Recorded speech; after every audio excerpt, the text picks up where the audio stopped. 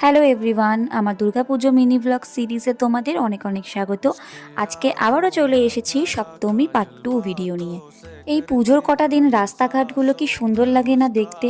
চারিদিকে শুধু আলো আর আলো, যেদিকেই তাকাই। আর তার সাথে সাথে এত সুন্দর সুন্দর সব প্যান্ডেল, ঠাকুর, মানে মনে হয় এই দিনগুলো যেন এভাবেই থেকে যায় আমাদের সাথে। কুহেলি সঙ্গের থিম ও ঠাকুরটা কিন্তু আমাদের খুব ভালো লেগেছে। তোমরাও জানিও তোমাদের এবছরের সব থেকে ভালো লাগা ঠাকুর কোনটা।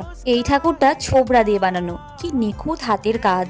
এত ভালো ভালো ঠাকুর দেখতে দেখতে ফুচকা খেতে মন করলো, তাই কটা ফুচকা খেয়ে নিয়ে আবারও ঠাকুর দেখা শুরু করলাম। প্রচুর ভালো ভালো ঠাকুর দেখে এবার চটপট চলে গেলাম ডিনার করতে, তার কারণ অনেকটা রাত হয়ে গিয়েছিল। ভাবলাম আগে কিছু খেয়ে নিই, তারপর ঠাকুর দেখব। আর তারপরে চলে এসেছিলাম নতুন বাজারে, মানে প্রীতমদের পাড়ার এই ঠাকুরটা।